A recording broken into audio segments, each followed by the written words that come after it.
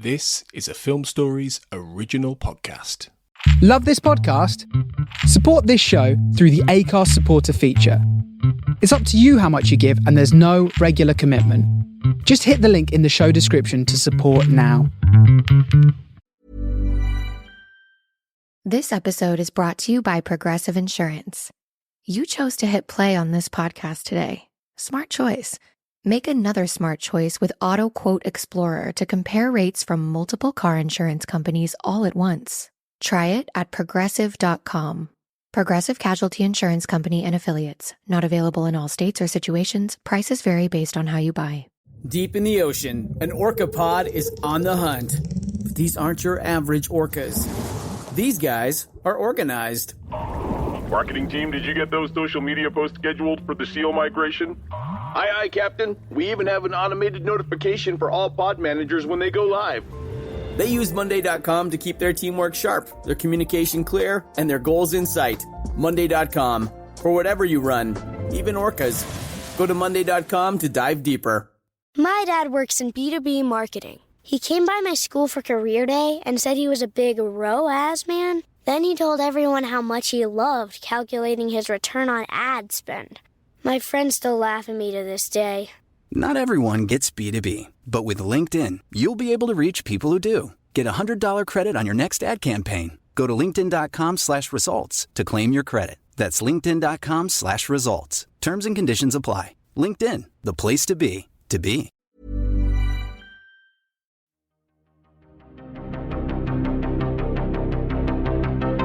This is Writers on Film, the only podcast dedicated to books on cinema.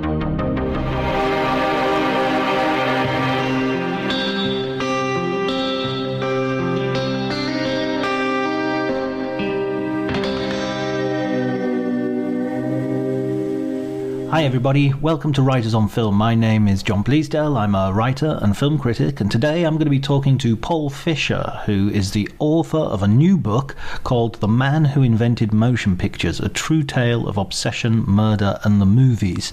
It's a great book, a history of the very earliest days of the motion picture industry and the men and women who had a hand in inventing them. So it's a really interesting story, and one that I can pretty much guarantee you will add to your knowledge. There's some revelations in there that I found really surprising, really interesting. So I'm going to be talking to him, and it's going to be great. So if you like the episode, please remember to like, subscribe, and do all that other stuff that I ask you to do. You can follow me on Twitter at drjonty, DRJONTY.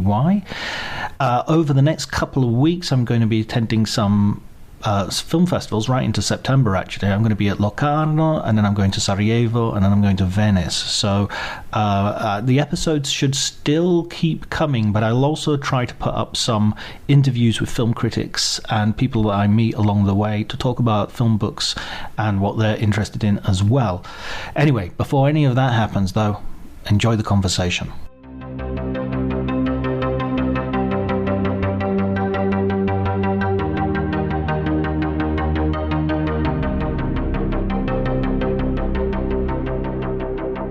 I don't know, right? It's an interesting thing because I grew up in France, where it's kind of just assumed the Lumiere brothers invented the movies. That's just how it is. Case closed. And I remember being a kid, and occasionally someone would come up going, "Hey, machin, someone made a camera before them," and you'd always look into it and go, "Well, that thing didn't work. That doesn't count." And so you'd kind of dispute it. And then I went to film school in the US. And it seemed like the people there, it was also an open and shut case, that it was Thomas Edison. And there's just no kind of question about it. The whole projection thing, just a French thing, it doesn't matter. And I guess the thing about Le Prince, I found out about him, looked into it. I was, I guess in the first place, amazed by this thing of, I assumed he'd be one of those people like the other guys, where I came across Louis Le Prince. There's this novel by Theodore Rorschach called Flicker, which is kind of like a Da Vinci Code, but about the movies. And there's this idea in the conspiracy thriller novel that the movies are kind of a mind control Illuminati thing. But he does that thing where he mixes in real life stuff with made up stuff. And there's a bit in the book where he brings up this guy, Louis Le Prince, who made the first film, and he disappeared, and it was years before the Lumiere brothers or Thomas Edison. And I remember being on this holiday, reading this book, getting to that bit and going, oh, is that one of the real bits or one of the made up bits? That sounds like a real bit. And so I looked it up. And the thing that was interesting about Le Prince was, like, he had existed, he had disappeared, he had made these films that existed still, at least in part, and the cameras were still there, and the projector was still there, and the patents were there, and they had been granted, and it seemed very, very legit.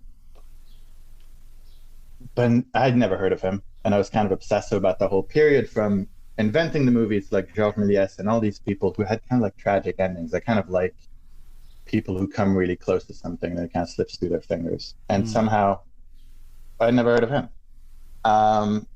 And so it feels to me, from my perspective, that it's never really been seriously disputed, because the people that are brought up aren't kind of serious contenders, but Le Prince was. And somehow, for a confluence of reasons, he kind of slipped through the cracks. And the thing that was interesting about him slipping through the cracks in me too is, in both cases of the Lumiere brothers and Thomas Edison, we kind of framed the invention of movies as a technological thing, as you know, an advancement of technology rather than an artistic thing. And Le Prince was someone who was more in the lineage of people doing something creative than he was an engineer or an industrialist or someone like that. And so it was cool to think of this idea of like, oh, the first film ever made wasn't some kind of technological breakthrough per se necessarily. It was like a home movie. You know, as a guy filming his family in a backyard, walking around in circles, because he had this idea for an extension of photography creatively. But yeah, I don't have a sense that, you know, I didn't grow up thinking it's a dispute who invented the movies. I've never met people who are like, you know, well, that's not the case, and that's kind of stood up. But like, there's really no way you can argue Le Prince didn't make the oldest film we have. And somehow no one knows him.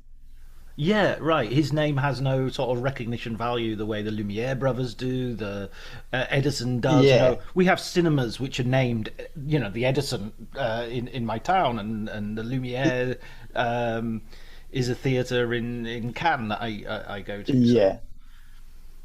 Yeah, and it's his thing as well, which I think writing the book was interesting, is the reason he's forgotten kind of plays on how we write film history. And how it is influenced by these kind of nationalistic images of what this technology represents about a certain culture and this kind of cultural ownership of the 20th century. And Le Prince, in a very modern way, was kind of homeless. You know, he was kind of a Frenchman who'd been born in a part of France that had been Germany for a while, and he lived in England, but he also went to America and he wanted to get American citizenship.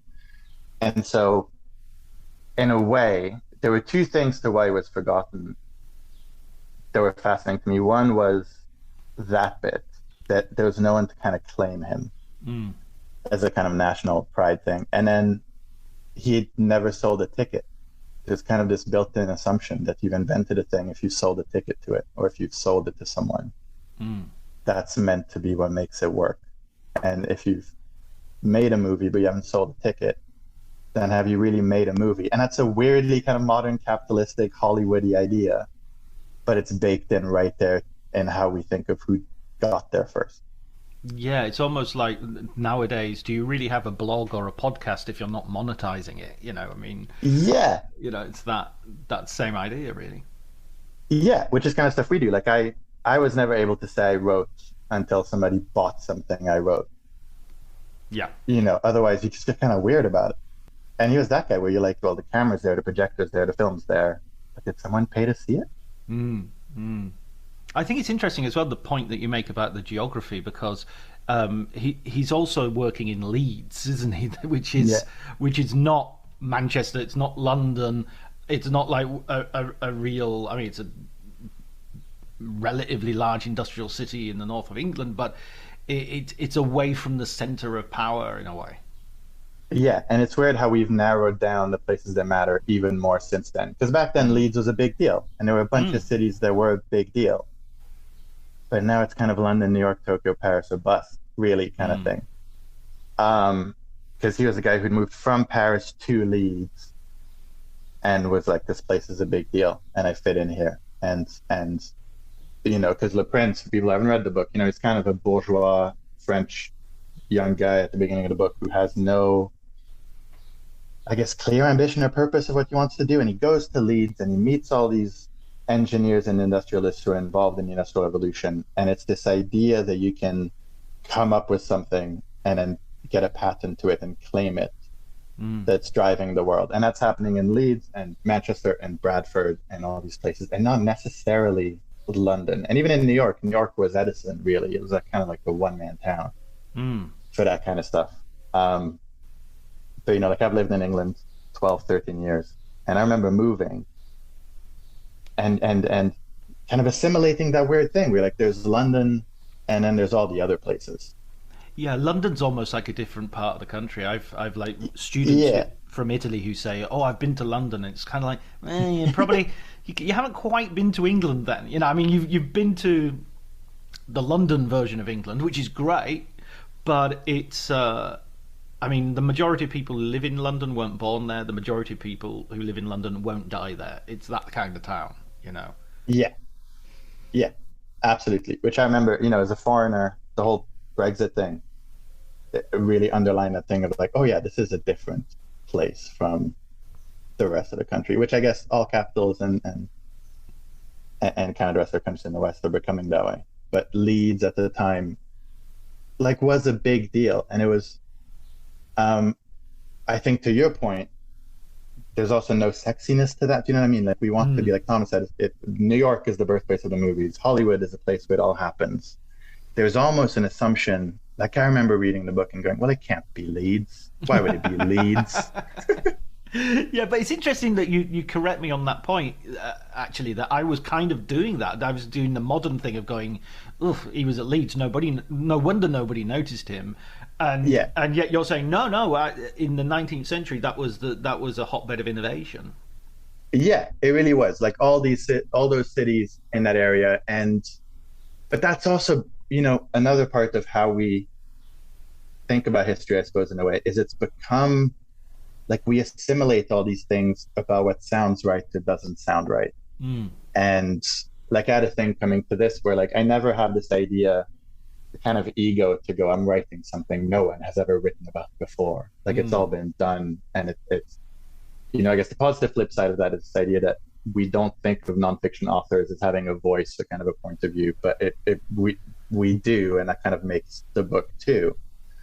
But we assimilate these ideas, and it also colors how we tell these stories. Like there's been documentaries about Le Prince and stories about Le Prince that are so attached to the idea of restoring Leeds almost as much as restoring him. And in a weird way that undercuts your argument because you're sort of shooting off the side of goal, as it were. But you're combating this other assumption rather than the point itself, which, you know, if I was from Leeds or something and everyone else's assumption was nothing important could have fucking happened there. And you're like, well, the reason you've got the trains and the things and all this stuff in the 9th century is us. And now we're considered kind of irrelevant. Yeah, you would want to kind of speak up about that. Yeah, I can track your 13 years in England by your sporting metaphors as well. You're shooting wider goals. Just for our listeners who may not yet have read the book, they will soon. I'm absolutely sure. But Le Prince is operating from, well, he's born around about the mid 19th century. Is that right? Yeah, 1841. Right, so around about 1841, perfect. And then in France, he's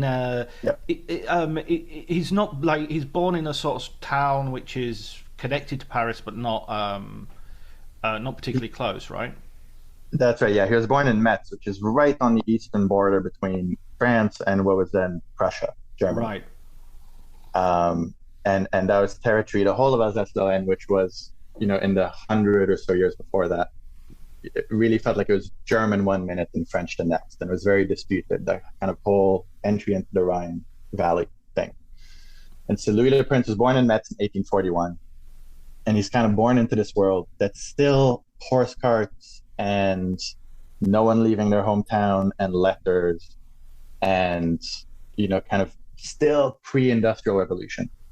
And he grows up in this time of amazing change. It's kind of comparable to now, I suppose, if I think of my grandmother to like TikTok, where, by the time he's in his 30s, people are traveling across the Atlantic, and you've got the telegraph, and you've got steam trains, and you've got news being reported from around the world, and the world's kind of exploding. And he's a guy who's kind of interested in art, and he paints and he takes photographs, and he allegedly has met Louis Daguerre, one of the inventors of photography, when he was a kid, but also has a kind of scientific bent. And he goes to university to study optics and chemistry, and he kind of develops all these skills, doesn't really know what to do with them, meets a woman from Yorkshire called Elizabeth Whitley, falls in love, goes back to Leeds, marries her, starts working for the family firm, which is one of those kind of iron forge factory businesses where they make, boiler knobs and a bunch of other stuff I don't understand. And while he's there, he starts kind of trying to combine his artistic photographic endeavors with trying to invent new processes. And one of the things he comes up with is this idea, kind of almost by accident, that if you could make photographs move, then you could basically recreate life. And the hook about Le Prince is, Thomas Edison comes out with his kind of motion picture thing in 1891, and the Lumiere brothers have their first screening in 1895. Le Prince shot what we think of the first film, the oldest surviving film, in 1888. And it can be dated because one of the people in the film dies in 1888. So it can be shot after that. So he makes it 3 years before Edison comes out with his, a whole 7 years before the Lumiere brothers. But before he can make it public, before he can hold a screening, he gets on a train in France, disappears, is never seen or heard from ever again. And literally months after that happens, Thomas Edison announces he's working on a thing that sounds awfully like what Le Prince had a patent for. And no one knows what's happened to him, or has known until now. And that's kind of the hook. And the Le Prince camera, I guess his final camera, which has one lens, is a film camera. Like one of those documentaries I was talking about, they built an exact replica of the camera and ran modern film through it. And they were like, this works. It's a camera. And it's the first recognizable, like where you would look at it and go, well, that's a film camera. Not like a zoetrope or a zoopraxiscope or a magic lantern. That's a camera. And that exists, and it's still in Bradford, and the films exist, and they've been restored. But because of this disappearance, he kind of gets written out of history, because one of the things about, which I don't know if it's still the case today, but at least back then, if someone disappeared and you found no body, then their property, including their intellectual property, was frozen for 7 years, or until you found a body, and then they could be declared dead. So for 7 years after he disappears, his family can't fight for his claim. They can't, take Thomas Edison to court. They can't start building the machines. They're just stuck in this limbo. And, that 7 years is enough for him to get completely erased. Because there's that thing too, where if after that 7 years, if you come out when the movie is already everywhere and a huge deal and people are making, whatever the equivalent back then of millions of dollars are, and you come out and you go, oh, my dad did this before anybody else, but it was like 7 years ago, and like he disappeared, like you just sound like a lunatic. You sound like a fabulous. And so that's kind of what happened to his family, and his disappearance had kind of tragic consequences for everybody around him. And so for anybody who hasn't read it, the book kind of unpacks how he got to inventing the movies, and then the kind of what happens after that. Yeah. We don't want to spoil. We don't spoil too much, but it's that hook that you talk about that's the bit when I'm reading it that I'm thinking, this is a movie. This story is a movie. It is, and it's because it's also his family, his widow, wife especially, became convinced Thomas Edison must have had a hand in him disappearing and killing him. And so because he was never found, because it's one of those unsolved Victorian mysteries, that's kind of the thing that stuck to anybody who knows Louis Le Prince is he might have been killed by Edison. Like I still will get, Louis Le Prince pings on Twitter today where people are like, well, Thomas Edison had him killed. And it's, you should look it up. And it kind of marries that thing we have now where it's the fashionable thing now is Thomas Edison was a horrible, crooked, evil person. Yeah, there's a sort of Tesla. Tesla was amazing. These alternative figures were amazing and magical, and they had all this thing. And this guy who sort of won the present, if you like, weirdly has lost the future, has lost the sort of reputational battle.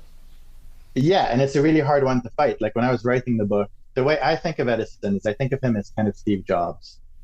Or right. A Musk type figure, or I guess closer to Jobs in the sense that if you read Edison's notes and papers and explanations of the film camera, he had no clue how it works, none whatsoever. There was a guy called William Dixon who worked for him, who worked on it and invented it, and Edison kind of ran this department where he would initiate stuff that sounded like a good idea and then often help finish it.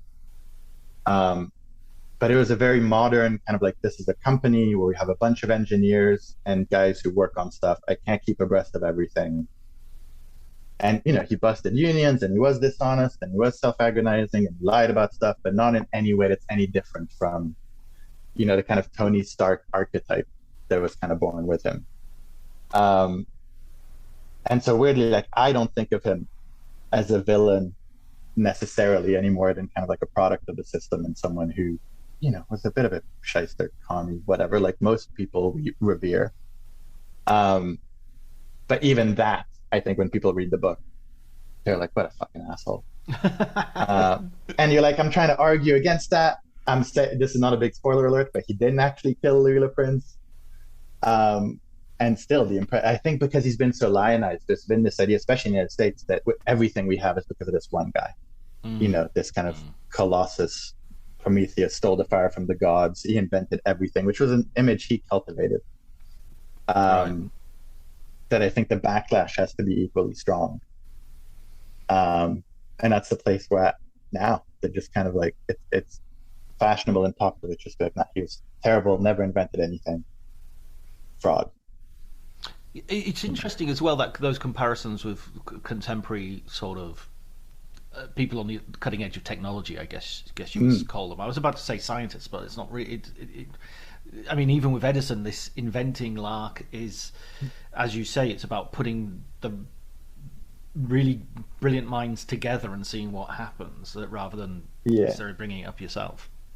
Yeah, and it's a nebulous thing about a vision. I think Edison had vision, but what does that mean in terms of office hours and shifts? You can't really pin it down. And the Steve Jobs thing, I like it because it feels really specific to me, because Steve Jobs, had the turtleneck and the glasses, and he had the image and the jeans, and Edison had his workman's coat and his cigars, and it was equally tailored that this is how I appear when I'm in public. And that Steve Jobs had the presentations where he comes out on stage and tells you this is what the future is, and Edison would have his big features in the New York Sun where he did exactly the same thing.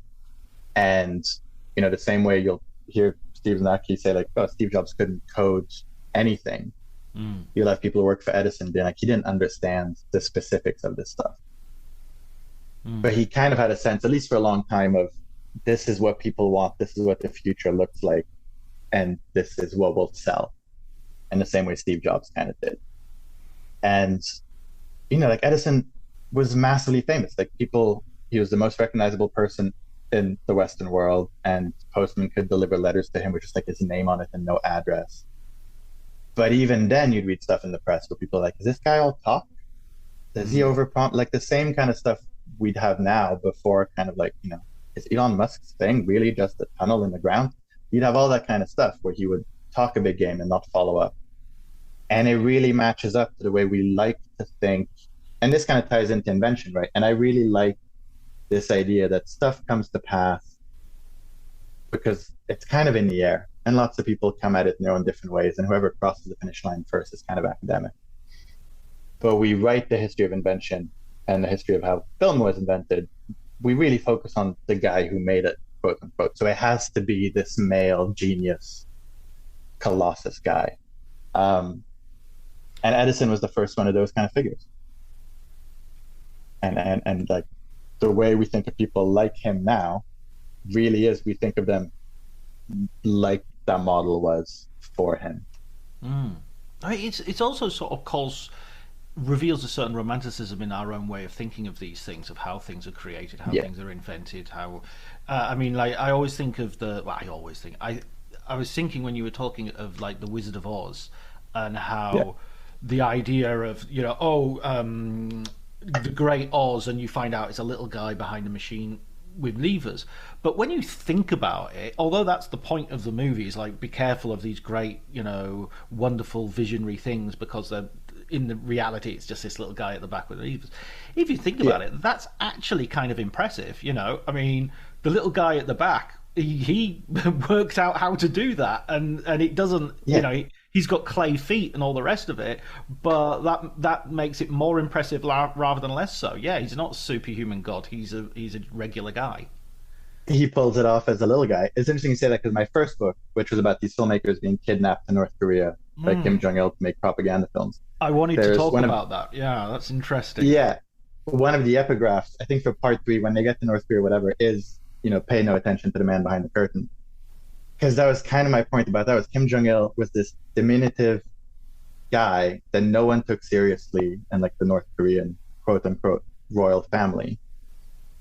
But he pulled off this whole, like he constructed this idea of a country through making films and operas and all this stuff. And the fact that it's just a little guy in platform shoes with a mommy complex obviously makes it a fraud, but it also, as you say, makes it more impressive, because it's like a gigantic magic trick that we're all falling for.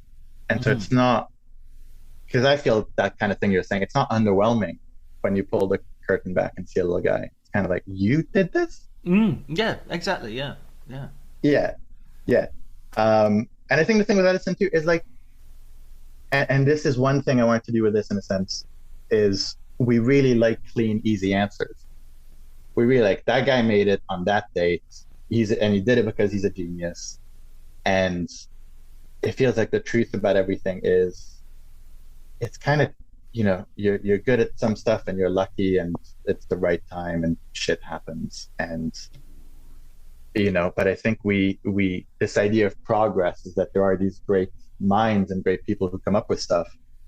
And like the movies play a part in that, right? Like Edison, one of the things he was smart about was, once the movies became popular, there was a shit ton of movies about Thomas Edison and about how great he was, and about, you know, there's a Mickey Rooney movie and like all this stuff about, you know, little urchin boy becoming the most intelligent man on earth.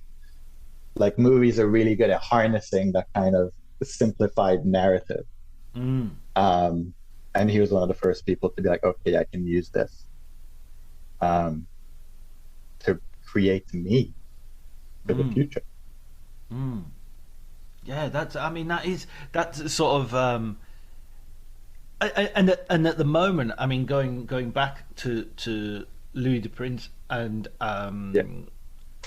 you know, that's why perhaps nowadays we're in a stage where we're more we want to go back and revise some of those ideas, and you know, that again, you know, I mentioned Tesla just because he's, you know, David Bowie in The Prestige, and he's Ethan Hawke, I think, in Tesla. Is he Ethan Hawke? Yeah. And so he's sort of being built up as this this is the real guy over here. But that in itself, that counter narrative, is just as romantically sort of one-eyed as the official version. I mean, surely isn't the truth everybody's a bit of an asshole?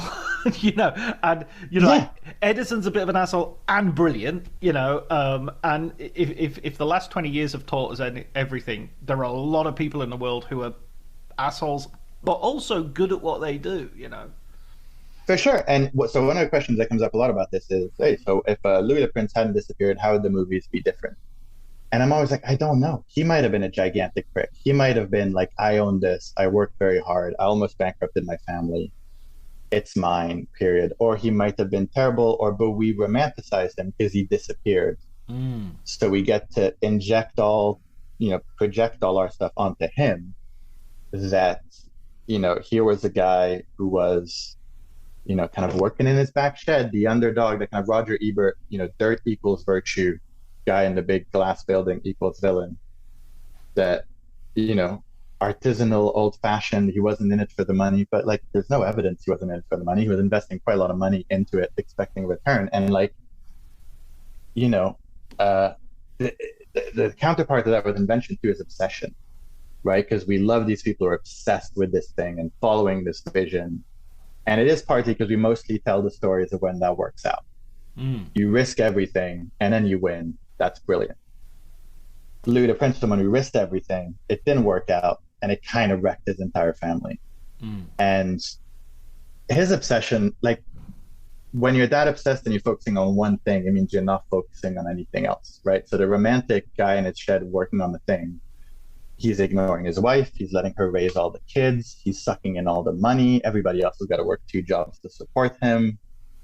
And there are moments in Le Prince's story where Lizzie, his wife, was an artist in her own right, gets these great opportunities to go do something, to go be one of the first teachers at Stanford, all this stuff. And Le Prince is that guy who's like, no, what I'm doing matters. You stay at home and look after the kid.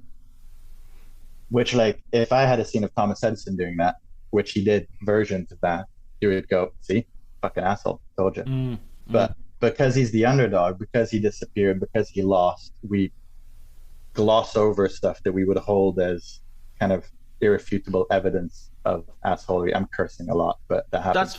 That's fine. But that's irrefutable evidence that guy's a bad guy. Do you know what I mean? Yeah, no, absolutely. And I mean, 2 points that raises for me was one was the idea, the Steve Jobs idea, that his death kind of seals his reputation as, and you have, he gets to be played by Michael Fassbender, and Zuckerberg gets to be played by Jesse Eisenberg, one of the more dislikable actors in Hollywood.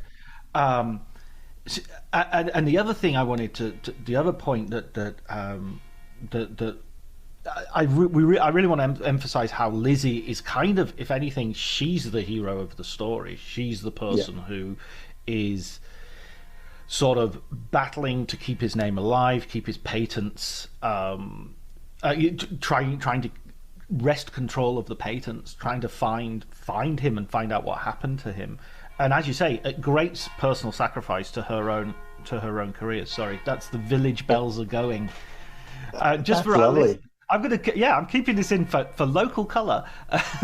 Just for our listeners, I'll just tell you, I'm talking to Paul. Paul, you're in Canada at the moment, right? I'm in Edmonton, Alberta. Right. Well, that's quite close to. Is that where near where Terrence Malick did Days of Heaven? I think so. Yeah. They the assassination of Jesse James was shot kind of in the prairies right around here. Right. Yeah, and Andrew Dominic is a big Malick fan, and exactly. Yeah. So that wouldn't surprise me. So just to give some context to our listeners, it's just now 8 o'clock in the morning, hence the bells telling us all to go to church, because this is a Catholic Italian country. And Paul, your time is what, about midnight now? Or? It'll be midnight now. Yeah. Oh my God. So what? Midnight in Alberta and 8 o'clock in northern Italy. So that's the context of bells ringing, and it's also probably why Paul's been such a sweary Mary, because he's because it's like late and I'm honestly awkward. My 7-year-old will tell you I'm like this at 7 a.m, and it's a problem. Yeah. Oh, do you find it difficult not to swear in front of your children? Because when I was bringing up my kids and they were little, we just went, not swearing is just not going to be an option. No, and it's also like my mom hates this, but I kind of have this thing of like, she will know when it's appropriate. Do you know what I mean? Like, she knows not to have a poo in the classroom. She can figure out not to say the F word in the classroom. And so it's not rampant. But occasionally, if she catches a flying F word, it's not the end of the world. That's how we feel about it. And we'll see if that pays off in 20 years. I mean, it's partly defined by the fact that we're living in a country in which no one was understanding English. I mean, not no one, but people in our village don't understand it. And culturally here, especially old men or older men, they use swearing like punctuation, and there's no sense of, granddad, the children. Nobody ever says that. It's like, yeah, granddad can say whatever he wants. Whatever he fucking wants. There you go. Sorry, that was a little bit of digression, just caused by the bells of the village. But yeah, that's interesting that you've got similar parenting philosophy as I, and my kids are now grown and they're perfectly fine. So whatever I did or didn't do seems they can tell. You got to give them credit. Yeah, absolutely. Yeah. So we were talking about Lizzie as the sort of heroine of the film that is no doubt going to be optioned from this book. This would be the plum role, I would imagine. Yeah, and the book has been optioned. Hey. Yeah, thank you, by a producer in France. And it's like, you'll know this. I do screenwriting stuff at the time. The great thing is I'm always like, this is never happening, but it's a nice paycheck every 12 months to like help with the gas bill or something. But the thing I had writing the book, because you're right, it kind of feels like a movie, but at the same time, there's something very uncinematic about a guy at a bench trying to invent a thing. That's not dramatic. That's boring. And I used to think like I played a score from The Prestige while I was writing, and I'd be like, this is kind of how I imagine, whoever shot that film is shooting this in my head. And so the vibe and the hook feels like a movie, but the actual action and then he spent 7 years tinkering with lenses is not that dramatic. But if you then go, oh, it's about this woman trying to figure out what happened, kind of going back. There's this fascinating thing where Le Prince, he was in New York with his family and working on a film camera, and he had this growing paranoia, and he decided New York is a bad place to be. And Lizzie became convinced that was because of Edison. Edison had a reputation as a thief, and they shared patent lawyers and that kind of thing. And so Le Prince finished working in Leeds, where his father-in-law was, and we had more resources, and he felt he could work in private. But he left the family in New York. And he only, his eldest son was with him for a while. And so there is a cinematic idea we talk about where if you have Lizzie as your main character coming to Leeds to figure out what's happened to a husband that she really hasn't seen in 3 or 4 years, he's been working on this thing. Then you've got this idea of her trying to figure out what happened to him, whether the invention worked, and if she still knows this guy while he's gone, which is kind of like a ghost story, which is cool. A return of Martin Guerre sort of idea. Yeah, exactly. And I don't know, it's weird stuff with because I thought when I started writing the book, there's a book by Brian Burrs called Public Enemies, which the Michael Mann book is nominally based on. And the idea of Public Enemies is it's a year in the life of America's Most Wanted. And so it's not a biography of one of them, but it's Bonnie and Clyde, and it's Little Boy, Pretty Boy Floyd, and it's Dillinger, and it's kind of a collective biography. And my first thought making this, when I pitched it to my agent, was this will be like a filmy Public Enemies. It'll have Le Prince, but it'll also have Leroy and Edison and Lumiere and Booley and all these guys, all the way up to Méliès. And the idea is, over 25 years, it starts with all these people, but it ends up with Le Prince, who's the linchpin, let's say, but it's an ensemble. It ends with him disappearing. It ends with Méliès in the Gare Montparnasse selling toys, and everybody's forgotten him. And it ends with Charles-Émile Reynaud, who made the first animated film, throwing all his stuff into the Seine and trying to kill himself. And the idea is these two parties, the Lumiere brothers and Edison, are left standing, and everybody else is kind of... Hey, I'm Ryan Reynolds. At Mint Mobile, we like to do the opposite of what Big Wireless does. They charge you a lot, we charge you a little. So naturally, when they announced they'd be raising their prices due to inflation, we decided to deflate our prices due to not hating you. That's right. We're cutting the price of Mint Unlimited from $30 a month to just $15 a month. Give it a try at mintmobile.com/switch. $45 upfront payment equivalent to $15 per month. New customers on first 3-month plan only. Taxes and fees extra. Speed slower above 40 gigabytes. See details. It took a lifetime to find the person you want to marry. Finding the perfect engagement ring is a lot easier. At BlueNile.com, you can find or design the ring you've always dreamed of with help from Blue Nile's jewelry experts who are on hand 24/7 to answer questions. And the ease and convenience of shopping online. For a limited time, get $50 off your purchase of $500 or more with code LISTEN at BlueNile.com. That's $50 off with code LISTEN at BlueNile.com. Met a tragic fate. And she was like, that sounds like a blob. You're never going to find a structure to this. And I was like, I absolutely am going to find a structure to this. And I came back 6 months later going, that's a blob. There's no structure to this.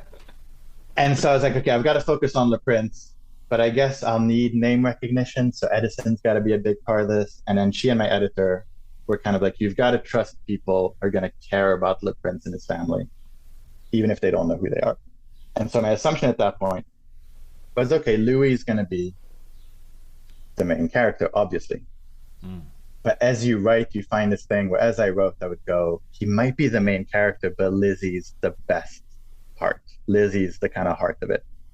Because Lizzie, like, she was like a young woman from Yorkshire who's no one in her family's ever had a formal education. And then her father, who'd grown up in tenements, 8 brothers and sisters, bunch of them die young.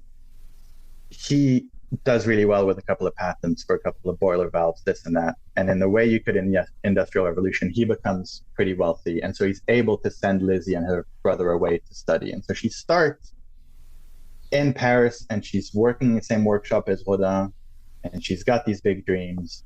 And she parked everything to support her husband going, I'm going to make pictures move, with no training, no funding, no nothing. And which is a pretty heroic thing to do, especially when, like her, you think of yourself as a modern, emancipated, kind of equal partner woman. To go, well, no, actually, I love this guy and I believe in this. So I'm going to do the thing that's kind of anathema to what I expected for myself. And she pops out the babies, raises all these kids. She works as a teacher. She sends him all the paychecks. She supports everything, never doubts that it's going to work out. And it doesn't work out. And she's not only left to pick up the pieces, but in a really tragic way becomes convinced that she's in direct opposition to the most famous guy in the world, who's Thomas Edison. And so it's got this kind of tragic, it's got this weird kind of like self-sacrifice turned detective turned tragedy. Yeah, sort of slightly delusional. Yeah, like by the end, like she was fully convinced that she held these kind of opposing ideas of Thomas Edison had my husband killed, but also don't want to admit he's been killed. So I'm kind of sort of weaving these tales that he's still alive somewhere in a basement. It's 30 years later when her mind was kind of going. And to a great degree, I found while writing, she sacrificed more than he did, because at least Le Prince got to chase the dream. She got to just do support and kind of, take a gamble and then lose everything. And so she's brilliant. And again, the first book was kind of the same, where I thought, the filmmaker guy will be the main guy.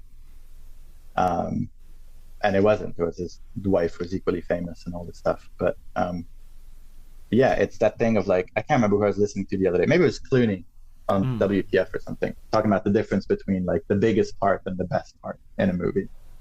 You know what I mean? And telling someone, maybe it was Affleck, maybe it was about that Boston Bar movie, this idea of like, you take the best role in the movie, not the biggest role in the movie. And Lizzie feels like the best role in the movie.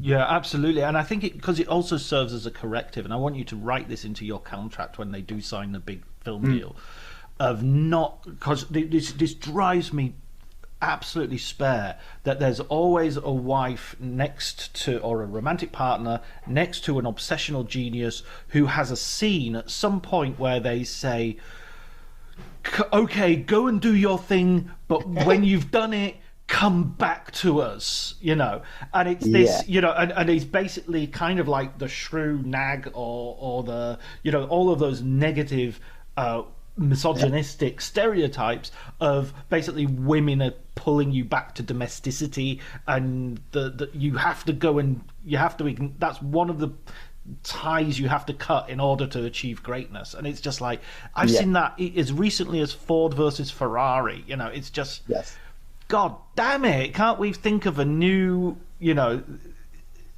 can't we just do this differently? It's just It's so stereotypical, so boring. And at best, it's like, God bless her. Yeah, it really is. Yeah, it's really unfair. And it's the thing I always think about with invention and with making movies on a thing I'm writing up now. We kind of never think of it in terms of an ecosystem.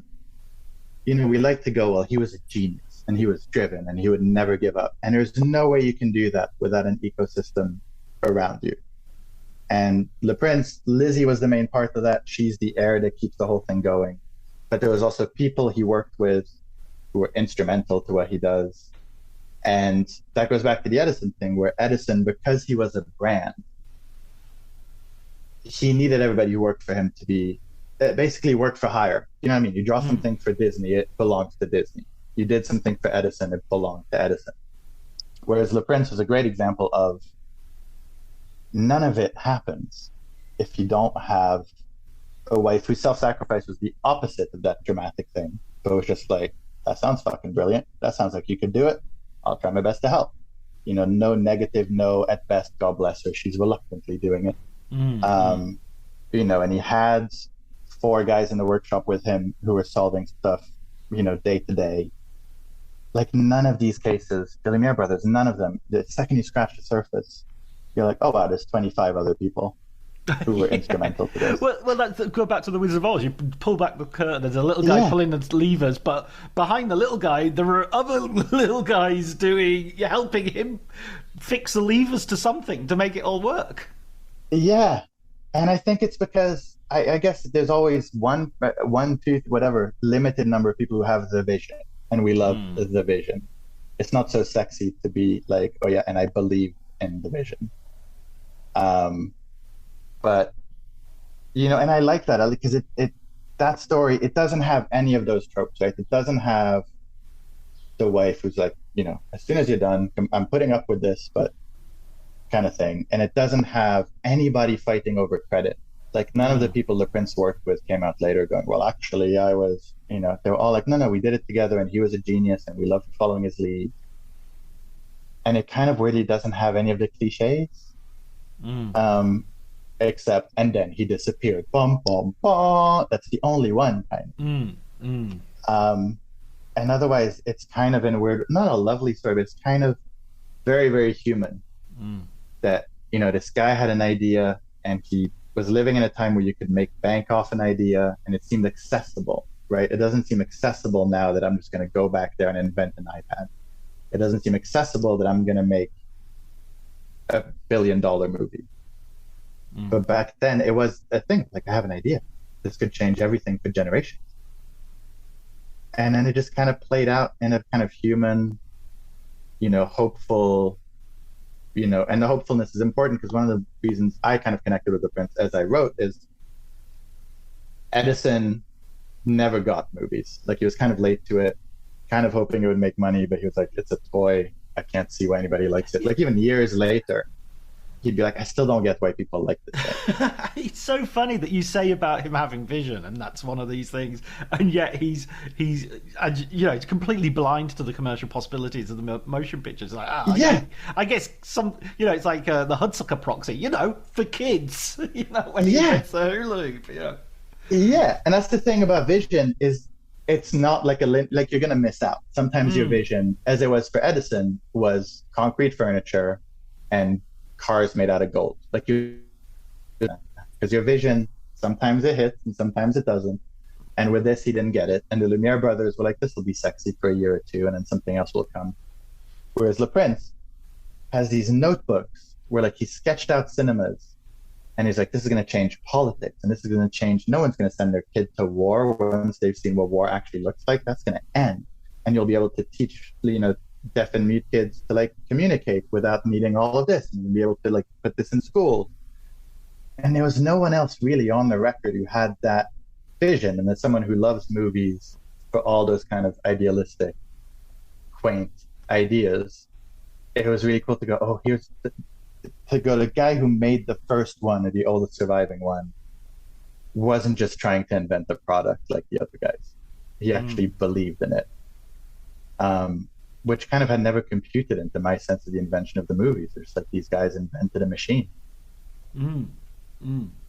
And maybe that idea of the effect of cinema, let's say, as an art form, politically and what have you. Maybe that's also, to flip that, those are really positive ideas of, people are going to become pacifist, people are going to be more democratically engaged, people are going to be educated and what have you.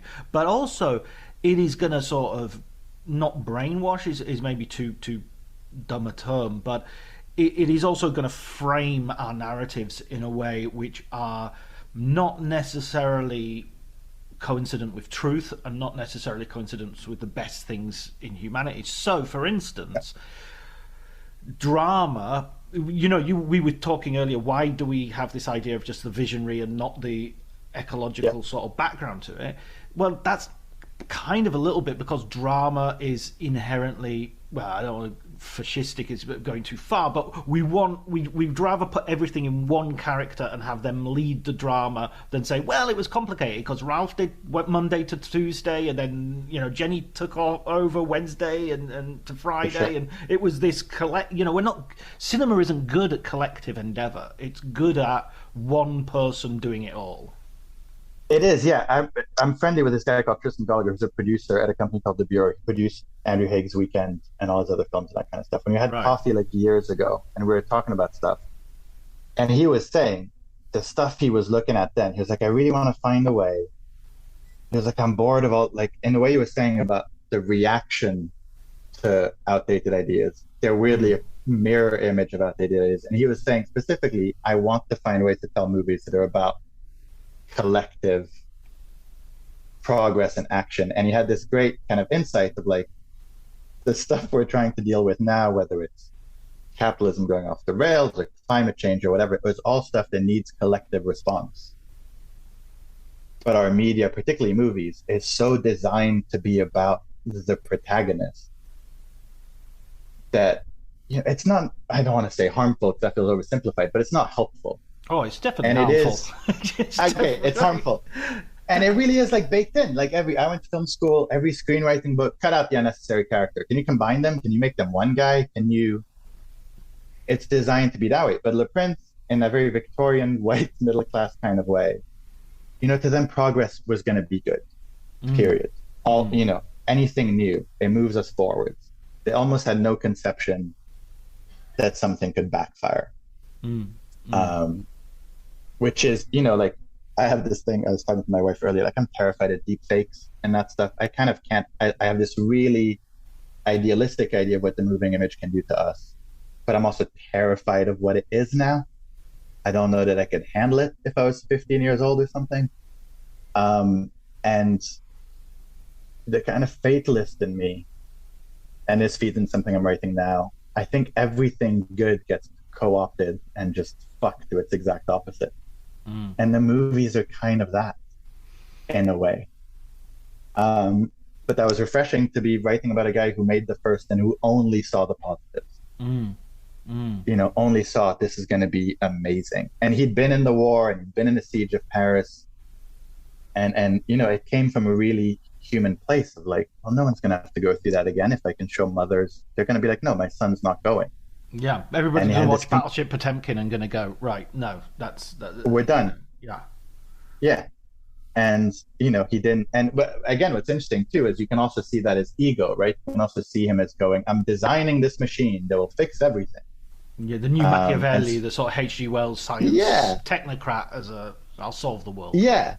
And so maybe part of it is part of the times and the positivity about, well, we've got trains and phones and everything's great. And part of it may also be a guy going, I'm going to fix everything, in a kind of lunatic way, which he may have been. That's another thing about writing about something that happened 130 years ago. Anytime you're trying to figure out who they were as people, unless you're quoting someone directly, you're making an assumption. I think about that, with any friends I have or you have. For every 5 people I can find who say they're amazing, I'll find 5 people who say they're the worst people who's ever lived. So I could find 5 people who worked with Louis Le Prince saying he was a genius, he was lovely, whatever. That doesn't necessarily mean he was. So for better or for worse, he saw the good things no one else saw and didn't foresee any of the potential bad. Yeah. But there's also like, and I know I'm rambling, but there is this kind of unpacking of, and I was trying to do this writing the book, what would it be like to think of movies if you'd never seen one or conceived of one? Because it's kind of well documented with photography, how that completely changed people's ways of thinking of themselves. It became much more about your kind of physical embodiment of yourself and of thinking of death and family. And, you know, film kind of did that same thing, and people became obsessed with seances and ghost films and what it meant to be mortal. But, you know, I was trying to put myself in the mindset of he's not inventing the movies as I know them. He's inventing a thing. What was that thing to him? I've got to unpack 100 years of thinking it's obvious what it is. Do you know what I mean? Yeah, and it's that idea of, I mean, we've lived through these technological things, me and you. We've had. I remember going to the chemists with my little film of 26 photographs and handing it in, and then going back 4 or 5 days later and picking it up and going through and there being this distance between taking a photograph and seeing what actually turned out. Nowadays, obviously, nobody has that. I don't have that. Everybody is just taking instant snaps and looking at them instantly, and the same's true of video, the same's true of TikTok. You know, that's all changed really recently. And it impacts your sense of presence. Sorry, but because that's one thing they had. They were convinced that motion is life. If something moves, it's alive. And they were just kind of coming to terms with, oh, well, we're making these machines do things. That can't be life because they're. But there's this conviction that if you get people's images, their physical forms, even if they're black and white and flat or whatever, and you make them move, that to all intents and purposes, that's presence, that's life, which obviously isn't true. But like that thing now of us trying to separate, you know, this is kind of a tangent, but I'm always fascinated by it. My daughter's 7, her and all her friends, they're camera ready. Do you know what I mean? They know how to speak to camera. They've seen it enough on YouTube. They've got camera voices. And that's also about presence. That's also about what means you're here now. You know, is the thing on the screen here now? Like, I spend more time with stuff on my screen than my wife. Is that more here now than she is? Kind of thing. And they were at the kind of very naive gateway into that. Of like, well, if your grandmother's dead, but I can make her move and talk, then she's basically here. You know, and again, seeing just the positive of that. It goes down to the etymology even, you know, animation is, you know, anima is the soul. So you're putting the soul into stuff that's by making it move. Yeah, which is where, I don't know if you've seen that creepy idea now that they think, I don't know if it's in the future or whatever, that your Alexa can speak in your, you know, dead lost relative's voice to make them present. So, you know, you can go, you know, grandma, add loo roll to my shopping list, and your dead grandma says she's doing it or whatever, which is creepy as hell, but it's not that different, I guess, from a moving picture of someone who's died. Like, I remember as a kid being really not unsettled, but it was an uncanniness built into movies of Humphrey Bogart's been dead forever, but I have a relationship with him. Yes. Because of stuff. I know what he sounds like. I know how he moves. I've watched him over and over again. I know the twitches of his face. And he's been dead for ages before I was born. That's weird. And that I love it's interesting to me that Le Prince disappeared in a sense, because the whole point of the movies to them was to keep stuff present. And then he goes non-present. And the fundamental kind of uncanny weirdness of movies is that unless something's been made in the last 5, you're continually kind of communing with, you're having a seance, really. You're watching dead people do something in a way that's believable, even though it's not embodied in the same way a spectral thing would be believable. I remember having this factoid. I don't know where I've got it from, but I haven't sourced it, put it that way, but I think it's fascinating that the original laughter tracks that they used for you know, right up until Friends and up until, you know, modern day sitcoms were all sourced from the 50s. and were basically laughter tracks that they they weren't using, they weren't re-recording people laughing. They weren't re-recorded. They were just putting it on from these, punching it up here and there with this. So basically, by the time you get to the 90s and the 2000s, the laughter that you're hearing on your favorite sitcoms is frequently dead people laughing. Like, that's disturbing. That's a hellscape. That's crazy. Isn't it? Like, that's going to ruin it for me. The next time I'm on Netflix and I go, I can't pick any of the shit, so I'll watch the familiar shit. I'm now going to be like, that's people who were dead when this happened, laughing at something else. Yeah. Big Bang Theory, they're actually, the studio audience is actually just dead because that's just such an unfunny program that I can't believe You're lucky if you survive it at home. Exactly. I mean, that's what I loved about the book, is it made me think so much about cinema in general. It is this murder mystery. It is this, you mentioned the Da Vinci Code earlier on, and obviously this is a non-fiction book, so it's a lot different, but it does have that same sort of drive. I remember when everybody was reading the Da Vinci Code, we all got very sniffy afterwards and like, oh no, it's rubbish, obviously. But I like to convince myself that as I was reading it, I was like, this is terrible, but I'm not sure that's what happened. Yeah, I raced through it in like 2 days on the beach, so I'm pretty sure I really liked it. I'm pretty positive I really liked it. For a critic, I'm really uncritical when it comes to enjoying stuff. I just enjoy it, and then afterwards think I loved it, but that doesn't necessarily mean it was any good. It just means I loved it. Speaking of loving things, what would be your recommended film book for us? What book have you loved to do with the world of cinema, to do with the history of film, to do whichever you prefer? This is a weird thing, right? Because I read a bunch, and I was thinking about this. I was like, John's going to ask me this, and everybody I'm going to recommend has been on the podcast recently, so that doesn't work. I'm reading Charles Elton's Semino book, which is really good. And I was thinking about that earlier, and I was like, you know what? Because I really love movies, but I've realized I don't really get drawn to writing about movies. Because there are people, including yourself, plenty of people who can write about movies better than I can. And I was like, I like writing about people who make movies rather than movies. And so I was trying to think, if I was recommending books about people who make movies, what would it be? And a double feature I came up with was John Gregory Dunn's The Studio and Spike Lee's Gotta Have It, which is his. So the Studio is John Gregory Dunn getting full access in 1968, 69 as the studio system's basically dead. To 20th Century Fox, and writing a really funny kind of acerbic book about how that all goes. And then Spike Lee's Gotta Have It, 87, 89, and it's essentially Spike Lee's diaries and process of making She's Gotta Have It as a guerrilla independent film. And I remember being in film school and reading Spike Lee's Gotta Have It and going, this is amazing. This feels like I'm with him in the car.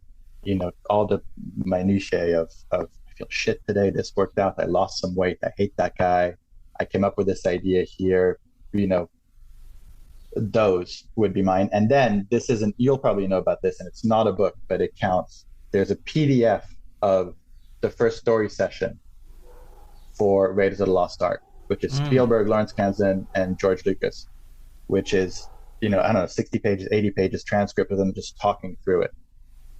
And it's online, you can find it fairly easily. And it's 3 really great filmmakers, I think, coming up with the worst possible ideas for anything for the longest time. He should wear a top hat. He should wear a top hat and carry a cane. Terrible ideas. He's a playboy, he's an alcoholic. He was dating Marion when she was 13 years old. You go, that's not good. Oh, but by the end of it, stayed in, unfortunately. Exactly. Well, I was a child. You were old enough. Oh no. Exactly. Oh no. But the great thing about that PDF is the ideas are terrible, and slowly they just get to the good ones. And I love that one in terms of making films, because it's like, okay, Steven Spielberg has a bunch of shit ideas at some point. And so that's my 2.5 feature of books about people making films. John Gregory Dunn's The Studio, Spike Lee's Gotta Have It, and that PDF, if you can dig it up. Yeah, I definitely will. I've not heard of that. So I'm really looking forward to. I'm going to do that today. I remember It's great. I remember talking to Tom Schoen about Spielberg, and one of the things he said which stuck with me was Spielberg has a lot of ideas, and they're not always good ones. You know, it's just like he's just loads and loads and loads of ideas, and then his films are as good as the filters around him, really. Yeah, I remember reading the Joseph McBride biography of him, and there's a bit in it about how so Spielberg had this long contract at Universal. And because he'd locked himself in that long contract, everybody else, Coppola, Lucas, Milius, they're all off making great movies, and he's making television, and he can't get out of it. And Mike Medavoy, his agent's like, you got to break this contract. And Spielberg's got a daddy thing with Sid Sheinberg. So I can't. He believed in me. And so one of the scripts he was really dead set on making as a feature to break out of television was like an updated Flower Power in 1968. Snow White and the Seven Dwarfs, but the dwarves were Chinese guys working in San Francisco at Chinese laundry, and it's terrible. It sounds racist and sexist and awful. But there's like 5 pages where it's like he spent a year trying to make this, and you just go, "Thank fuck he didn't." Yeah. That would have been terrible. I talked to Mike Medavoy this week, and he told me about ditching him as a thing. And it's sort of funny that you sort of think you ditched Spielberg, but when you hear about this sort of stuff, it's like, well, it wasn't necessarily obvious Spielberg would be Spielberg. It wasn't, and I spoke to Medavoy like 3 weeks ago for this next thing I'm writing, and the thing that's really interesting is, I don't know how you felt about Medavoy. I get the sense he was cocky as hell back then. But he was saying this thing where he was like, I really just thought he'd be ripping people off. I thought, Francis and George and Philip Kaufman, for some reason, he was like, those were the really intelligent, well-read, creative guys. And I thought Steven Spielberg was going to make B movies. And and I was like, you got to break this contract. And he was like, I can't. I walked out, and that was that. Which is interesting because I don't know why I got onto this, but you also get people back then like Milius and stuff who was like, oh no, he was the only guy who like somehow instinctively knew what people wanted, which again is back to that vision, one guy, weird male genius thing. Yeah. Did you see the documentary about Milius? I did. I might just be called Milius, actually.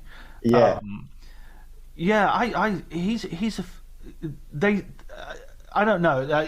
I have a problem with Milius just because he's such a right-wing blowhard, and there are so many. I remember Red Dawn coming out when it came out, and it was just like, God Almighty, we seem to have lost that. I mean, I lived through the 80s. I remember there being a real a sort of opposition to the idea of Top Gun and things like that. There was a real sort of like, this stuff's just war Reaganite propaganda, And nowadays it seems to be, more of that, please, without anybody.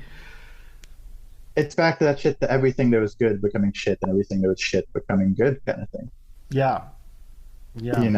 It's so weird. I think it's in the documentary at the end where they're like, one of the operations in Iraq or something was called Operation Red Dawn. There's just that thing where like, it's an interesting thing I feel now where I think and this is relevant to movies, where I think we're so used to everything being like, are you for it? Are you against it? But it's in a very shallow kind of like, are you a stan or are you a hater kind of tribal way? And I don't necessarily know that it's principled anymore, where you're like, that crosses a line and that feels unhealthy for us. It's more just like, are you a stan? Are you a hater? Are you one of them? Are you one of us? Are you hashtag this, hashtag that? Where, I was a bit too late for Red Dawn, but I remember stuff like that. We go, oh, this seems iffy. And now it just, nothing. I have this about Marvel films, where like I can enjoy watching a Marvel film, but I can also be weirdly uncomfortable with the fact that I'm, basically taking my kid to Pentagon-funded propaganda stuff about big, muscly Aryan men in battle gear. Do you know what I mean? Yeah, no, absolutely, absolutely. I was watching Stranger Things, the latest thing, and I was just like, the way guns from the very first season are put into the hands of children is just freaking weird. And the thing that's even weirder is nobody seems to think it's weird. Everybody seems to just... I've not heard anyone go, children learning to shoot things? Is that that's the solution? I think The Quiet Place Part 2 as well has that as a serious storyline. Is don't worry, the kids learn to shoot a gun, so that saves the day. And it's like, are we? It's weird, right? Because the flip side of that feels like anything. Like I'll read books, watch a movie where a character does something morally ambiguous or reprehensible. And that's meant to be what these stories are about. You know what I mean? You don't go like this whole thing, and I guess Marvel's first stage with it, but this idea that there are people out there who watch Goodfellas and go, well, he was clearly making gangsters sexy. Like our understanding, our like literate reading of narratives has flattened out in a weird way. Yeah. Where the kids shooting a gun were like fucking awesome. And then something ambiguous and unpleasant being in a film, we go, well, that must mean the person who made it is a horrible person because he's showing me something uncomfortable. Instead of being able to digest the stuff we're meant to digest about everybody being an asshole, as you were saying earlier, and not being okay with the idea that guns are just everywhere. There's this weird topsy-turviness, which is when I go, shit, do I sound like I'm 65? Because I'm not, like, I haven't seen Stranger Things, and part of it is I'm not a nostalgist, because that makes me really uncomfortable, the kind of like, things used to be better, or so I'm making a Spielberg rip-off thing. I'm never interested. I'm like, that feels weird.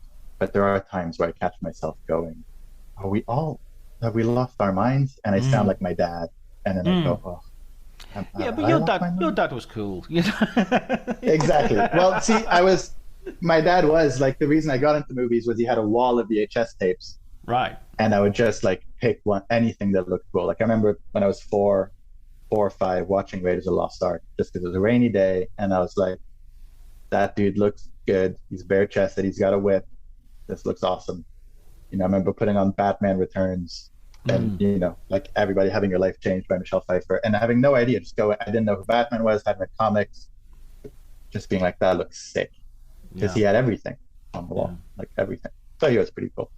That's amazing. That's great. Well, listen, Paul, thank you so much for being my guest. Thank you so much for the book. The book is called The Man Who Invented Motion Pictures, A True Tale of Obsession, Murder and Movies.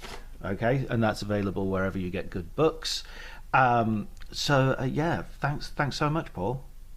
Yeah, thanks for putting up with me talking in circles.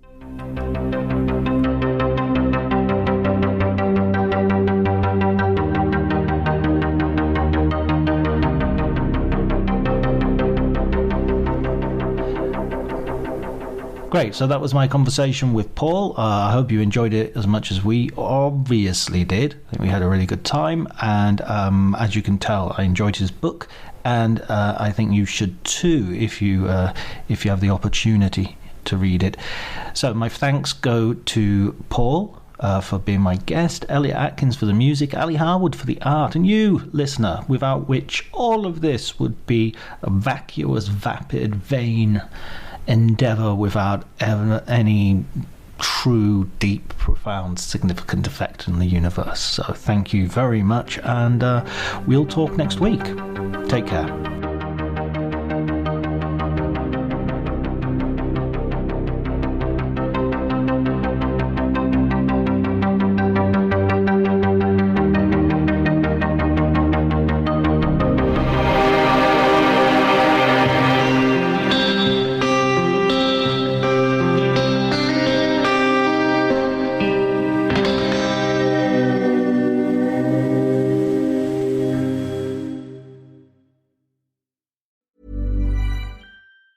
$1-800-Flowers.com knows that a gift is never just a gift. A gift is an expression of everything you feel and helps build more meaningful relationships. 1-800-Flowers takes the pressure off by helping you navigate life's important moments by making it simple to find the perfect gift. From flowers and cookies to cake and chocolate, 1-800-Flowers helps guide you in finding the right gift to say how you feel. To learn more, visit 1-800-Flowers.com/ACAST. That's 1-800-Flowers.com/ACAST. This episode is brought to you by Progressive Insurance. Do you ever think about switching insurance companies to see if you could save some cash? Progressive makes it easy to see if you could save when you bundle your home and auto policies. Try it at Progressive.com. Progressive Casualty Insurance Company and Affiliates. Potential savings will vary, not available in all states. My dad works in B2B marketing. He came by my school for career day and said he was a big ROAS man. Then he told everyone how much he loved calculating his return on ad spend. My friends still laugh at me to this day. Not everyone gets B2B, but with LinkedIn, you'll be able to reach people who do. Get a $100 credit on your next ad campaign. Go to linkedin.com/results to claim your credit. That's linkedin.com/results. Terms and conditions apply. LinkedIn, the place to be, to be.